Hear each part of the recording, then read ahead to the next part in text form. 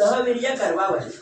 मित्रांनो, या प्राचीन मंत्राची गोष्ट फक्त चार भिंतीत गुंतून राहण्याची नाही किंवा एखाद्या प्राचीन ग्रंथामध्ये धूळ खात पडण्याची नाही. भारतीय संस्कृती ही केवळ काही रूढी, परंपरा, सण एवढ्यापुरती मर्यादित नाही, तर भारतीय संस्कृती म्हणजे सत्यम शिवम सुंदरमचे तत्वज्ञान. भारतीय संस्कृती म्हणजे वसुदैव कुटुंबकमचे जीवनसूत्र. पण प्रश्न हा आहे की जी संस्कृती हजारो वर्षापूर्वी जगाला योग शिकवत होती आणि शून्य देत होती, तीच संस्कृती आता जागतिकीकरणानंतर जग जेव्हा एका मोबाईलच्या स्क्रीनवरती आला आहे तेव्हा नक्की कुठे उभी आहे? हे सांस्कृतिक गंगा जगाच्या कोणत्या महासागराला जाऊन फिरणार आहे आणि या सर्व प्रवासात ती जगाकडून काय घेत आहे आणि जगाला काय देत आहे हेच मांडण्यासाठी तुमच्यासमोर उभा आहे. नमस्कार. स्पर्धक क्रमांक 24 शुभम सुचिता सुभाष नाटेकर, वाणिज्य शाखा. आपल्यासमोर विषय मांडतोय भारतीय संस्कृतीचे जागतिकीकरण. संस्कृती या शब्दाचा उल्लेख अगदी थेट आपल्या वेदांमध्ये असलेला पाहायला मिळतो. यजुर्वेदातील 7व्या अध्यायातील 14व्या श्लोकामध्ये सप्रथम संस्कृती सप्रथम सोम सत्कार होतो, म्हणजे संस्कार करणारी संस्कृती या अर्थाने आला. मला भारतीय संस्कृती ही एका दगडासारखी वाटते. म्हणजे त्या दगडावरती फुले तुळशीपत्र वाहिले तर ते शास्त्र बनते, आणि जर तोच दगड कोणाच्या डोक्यात मारला तर ते शस्त्र बनते. आपली भारताची संस्कृती ही देखील अशीच आहे.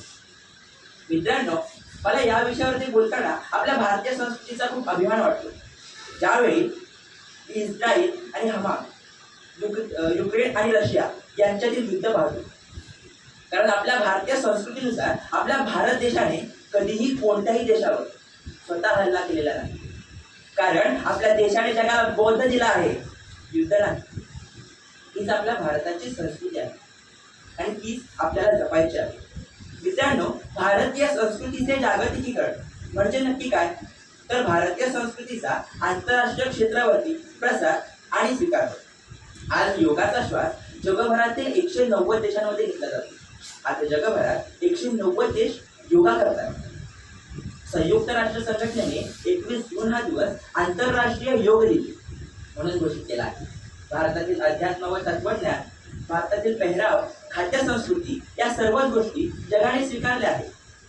पण भारतीय संस्कृतीचे जागतिकीकरण हे इथेच थांबते का? तर नाही. भारतीय संस्कृतीची ही शक्ती याच्याही पलीकडे आहे. हे जगाला आपले नियम मोडायला आणि भारतीय संस्कृतीनुसार विचार करायला भाग पाडते. म्हणजे बघा ना, आपली प्राचीन संस्कृत भाषा जी केवळ एक धार्मिक भाषा समजली जाते, परंतु तिची सुसंगत व्याकरण रचना, उदाहरणार्थ पाणिनीचे व्याकरण हे आर्टिफिशियल इंटेलिजन्स आणि कोडिंगसाठी सर्वोत्तम मॉडेल मानले जाते. आपले जुगाडचे व्यवस्थापन, कमी संसाधनांमध्ये मार्ग काढण्याची आपली वृत्ती म्हणजे जुगाड. हाच जुगाड पाश्चात्य देशांमध्ये बिझनेस स्कूलमध्ये गुगल इनोव्हेशन म्हणून शिकवला जातो. आणि कोरोनाच्या कालावधीमध्ये जेव्हा संपूर्ण जग भीतीच्या सावटाखाली होतं, त्यावेळी मिठी आणि हस्तांदोलन यांसारख्या पाश्चात्य प्रथा क्वारंटाईन झाल्या होत्या. नेमक्या त्याचवेळी आपल्या भारतीय संस्कृतीच्या एका कृतीने जगाला आधार दिला, आणि ती होती नमस्कार. या नमस्काराने जगाला दाखवून दिलं की आपल्या मनातील भाव व्यक्त करण्यासाठी शारीरिक स्पर्शाची गरज आहे. दोन्ही हात जोडून मान किंचित झुकवून केलेले हे वंदन केवळ एक ग्रीटिंग नाही, तर ते योग तत्वज्ञान आहे. याचा अर्थ माझ्या आत्म्यातील दैवी शक्ती आपल्या आत्म्यातील दैवी शक्तीला वंदन करतात असावं. मित्रांनो, भारतीय संस्कृतीचे जागतिकीकरण या विषयावरती बोलताना आपल्याला जेवढं वाटतं की आपल्या भारतीय संस्कृतीचे जागतिकीकरण झाले आहे, तेवढे आपल्याला एका आव्हानालाही सामोरे जावे लागेल, आणि ते आव्हान म्हणजे सांस्कृतिक मालकीची सुरू. आणि याचा सर्वात महत्त्वाचा मुद्दा म्हणजे प्राडा विरुद्ध कोल्हापुरी चप्पल. कोल्हापुरी चप्पल ही कोल्हापुरातील कारागिरांनी वर्षानुवर्षे जपून ठेवलेली संस्कृती आहे. ही चप्पल केवळ एक पादत्राण नाही, तर ती भारतीय संस्कृतीचा आणि महाराष्ट्रीयन संस्कृतीचा एक अविभाज्य भाग बनलेली आहे. यातूनच त्या कारागिरांना 500 ते 1000चा रोजगार मिळतो. परंतु ज्यावेळी याच कोल्हापुरी चप्पलची नक्कल इटलीचा ट्रेंडिंग ब्रँड प्राडा करतो आणि त्या चप्पलची किंमत तो 50,000 ते 1,00,000 रुपये ठेवतो, आणि याचे कोणतेही श्रेय तो त्या कोल्हापुरातील कारागिरांना देत नाही, तेव्हा हा जागतिकीकरणातील चोरीचा मुद्दा आपल्या डोळ्यासमोर येतो. त्यामुळे मला वाटतं भारतीय संस्कृतीचे जागतिकीकरण करत असताना ज्यावेळी आपण भारतीय संस्कृतीला आंतरराष्ट्रीय क्षेत्रावरती पोहोचवतोय त्यावेळेला GI टॅग म्हणजेच भौगोलिक मानांकन देणं हे खूप गरजेचं आहे. नाहीतर आपली संस्कृती पाश्चात्य ब्रँडसाठी किंवा एक ट्रेंडिंग टॉपिक बनून जाते, त्याच्याशिवाय ते कोणी स्वीकारणार नाही. मित्रांनो, मला भारतीय संस्कृतीचे जागतिकीकरण या विषयावर बोलत असताना ही गोष्ट सांगणे खूप महत्त्वाची वाटते.